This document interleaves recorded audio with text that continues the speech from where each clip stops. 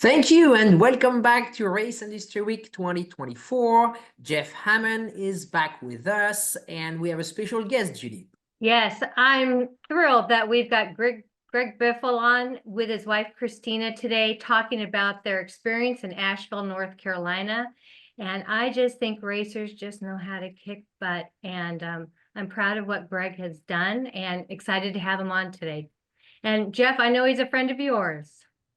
Yeah, the Biff and I were teammates in one part of my career when I was at Roush, and at the same time, we've stayed friends, throughout all of this. And he's quite a remarkable individual. He is quite the I'm going to say gearhead when it comes to keeping his hands involved. And I see him right there. Greg. Welcome to Industry Week here on Epartrade. Real happy to have you here this afternoon. Yeah, glad to be here. Looking forward to discussing all this and lots of stuff going on. So it's good to be here. Well, thank you. As I said earlier, Greg, we were fortunate enough to be associated with when I was with Roush, and got a chance to be around when your career was running wide open, and we still touched bases and kept in touch throughout the years. And I know your passion for racing. I want to talk about that right now before we get off into really the main story for the day. Tell us about, your desire to run Daytona maybe in 2025. Does that right there look like something that could happen for you? There's lots of things going on in the background. So it's a matter of, you want to be in a competitive car. You want to have an opportunity to win. We know that restrictor plate racing, levels the playing field a little bit, but you still have to get in the 500, of course, and then perform. So I'm talking to some different guys about it, and we'll see if something transpires. But who doesn't want to run the Great American Race? It's the greatest thing ever, and I'd love to do it one more time, a few more times maybe. Yeah.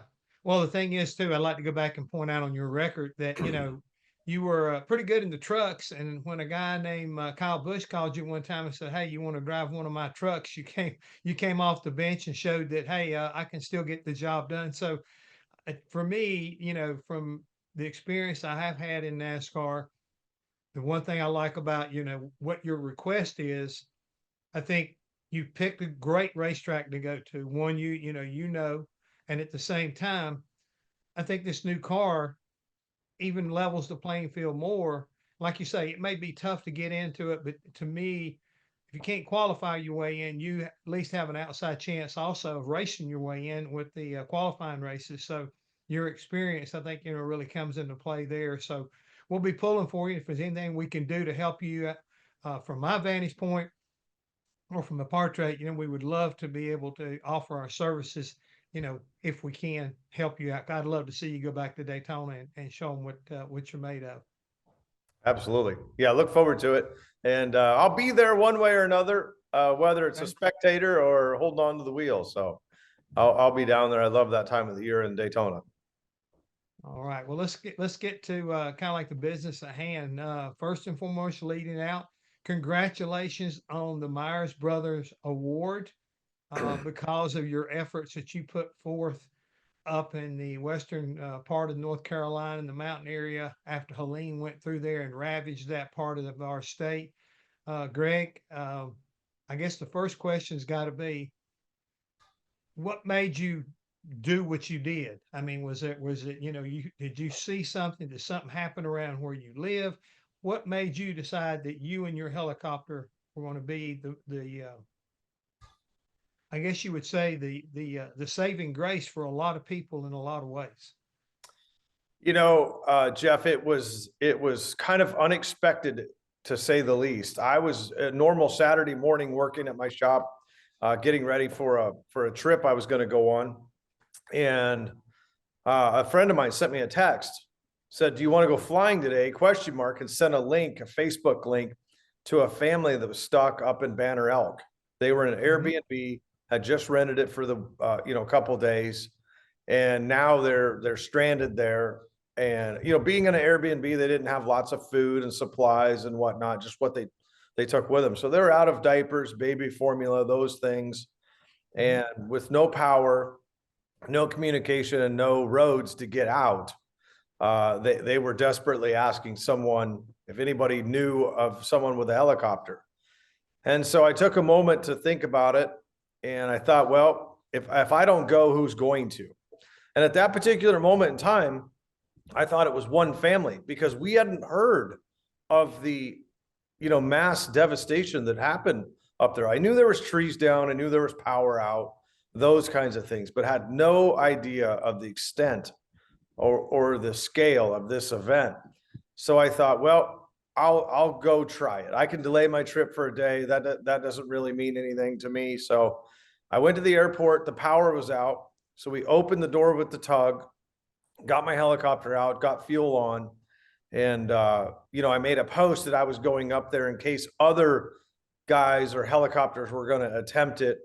I wanted to just let someone know, hey, I'm going and whatnot. So we were unable to reach them. I got about 9 miles away, and the weather was down on the mountains, and I tried every way in I could. And so we had to retreat back, and I posted, I was unable to reach them, but I'm going to go in the morning. And I had over 4,000 messages. And when we flew up there, we saw the devastation. And I'm like, this isn't one family. This is thousands of 10,000, 100,000 people that are stranded. And from that moment, it was like a light switch. The next morning, we had 8 helicopters. By that afternoon, we had about 16. The next day, we had 35. And all these people are cut off from basically civilization, if you will. No communication, no power, no supplies. And I'm telling you, trees down across the road every 30 feet. So you've got to cut 500,000 trees in order to get into these large communities, not just Asheville, not just Swannanoa. It's literally from South Carolina to Virginia. And so we are flying over several hundred miles that there are no power lines, no roads, no bridges, no train tracks. It was quite incredible to see from the air. And I'll tell you, I've been up there doing ground operations now that a lot of the roads are accessible. It literally looks like it did the week after the event, just because, again, the scale is so large. To try and clean all this up within 2 months, 6 months, a year is just a monumental task. For those, and I'm listening to what you're saying, but again, to bring in perspective, I was in California after the earthquake many years ago and saw some of the highways that had collapsed on top of each other because of that devastation.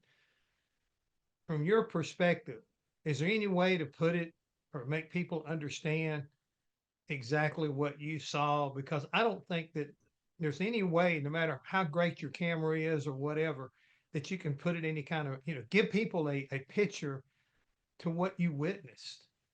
Yeah. I mean, one analogy I've used is, imagine driving, somewhere that's 2 hours away. And from your front doorstep to that 2 hour away drive, that every side road has got trees down on it. Every bridge is washed out, not just for 5 miles, for that 200 miles, there is, devastation, damage. And it's hard to stop and think about that it's that far of a distance that, got, cut off. And we're not talking, you think about the mountains, you think, oh, there's some log cabins or some, something like this. There are very, very large communities and towns that are only accessible by maybe 1 or 2 or 3 roads.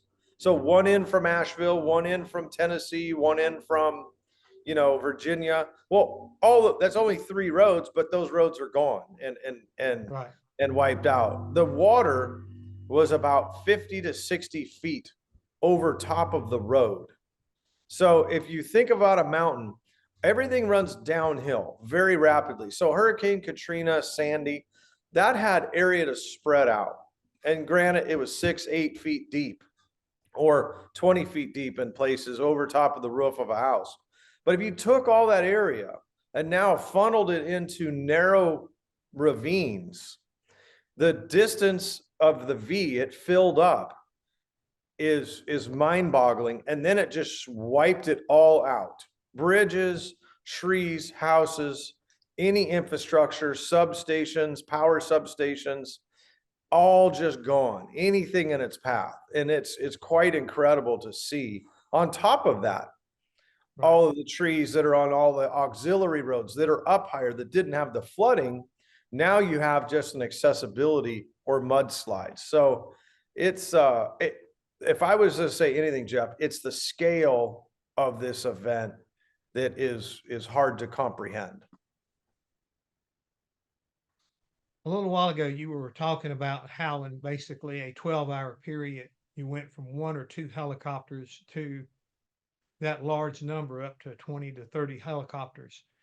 Can you describe how and what your role turned into? Because again, we read, we heard, how the FAA and FEMA and everybody like that were getting very nervous about all of this air traffic and people controlling.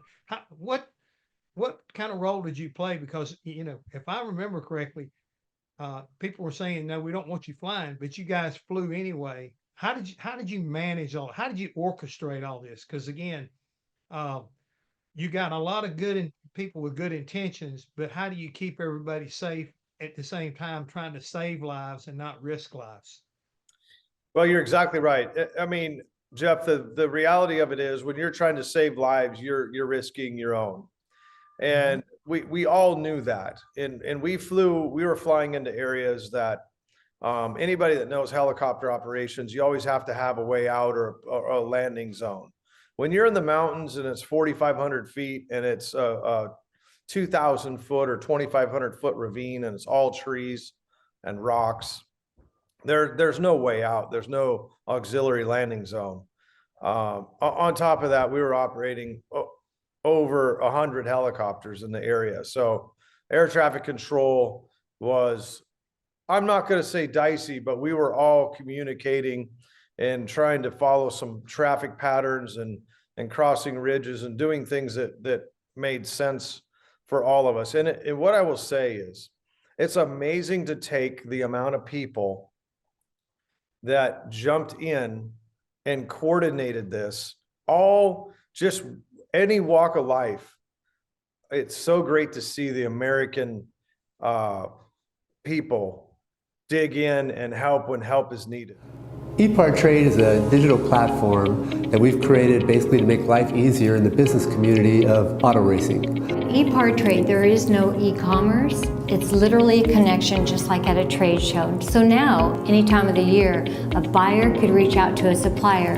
When you see a product that you're interested in, all you need to do is click on request more information, and then from there it is forwarded directly to the buyer or to the supplier. Epartrade really eliminates having to travel, closing down your shop. Now you have a place to showcase globally your racing product and technology.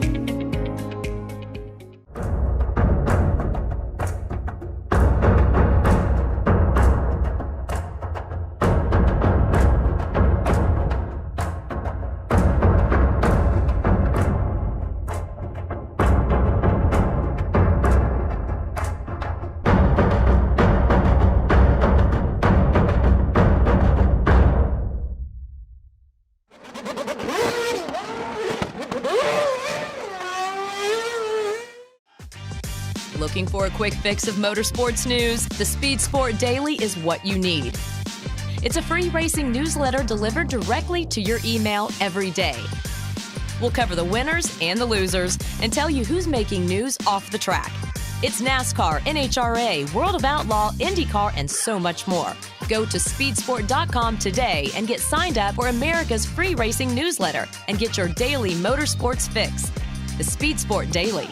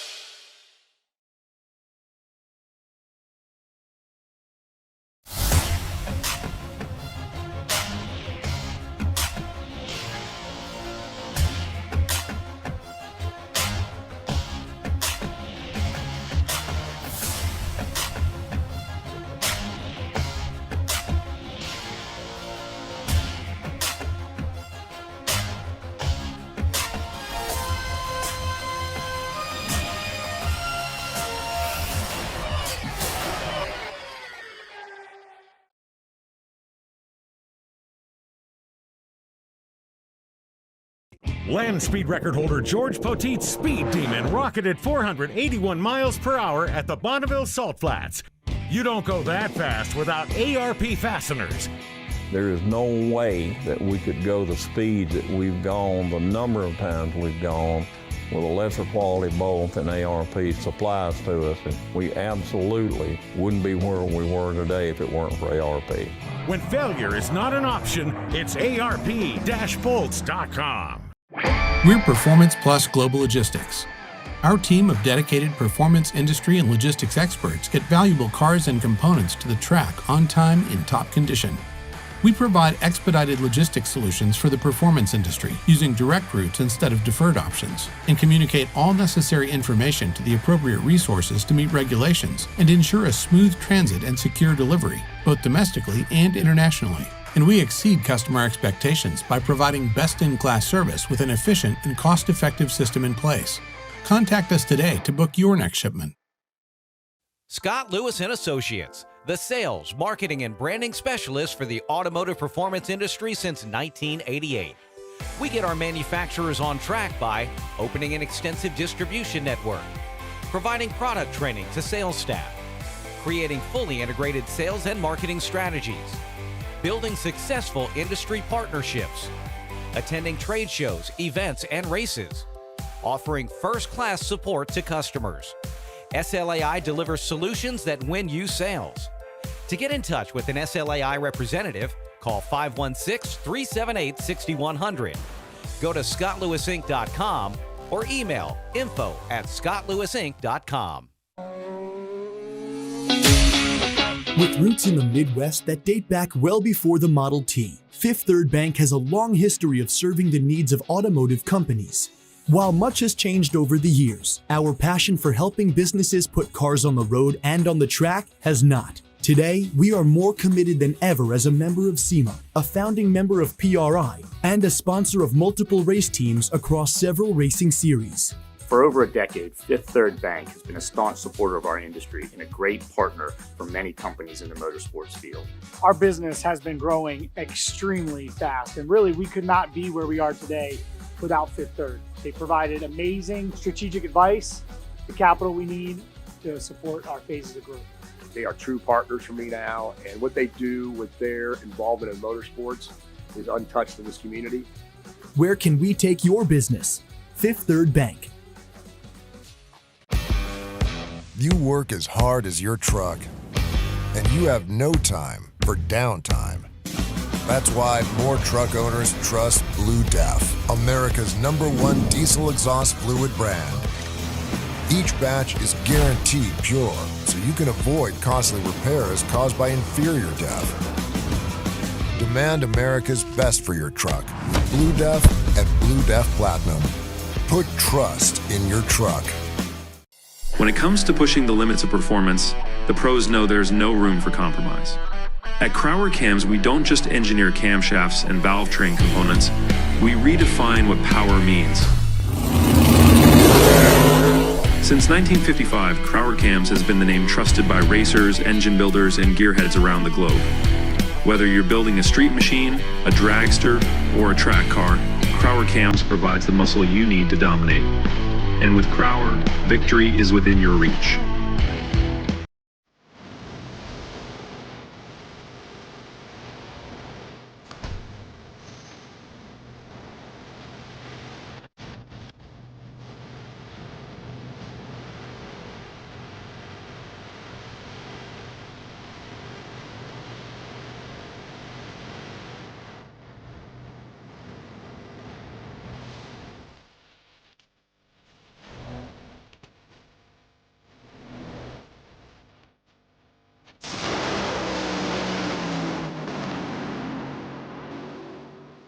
For over 25 years, Wisconsin-based CTech Manufacturing has been engineering and manufacturing the toughest, most accessible aluminum tool drawers, cabinets, carts, and tactical storage solutions for America's hardest working professionals.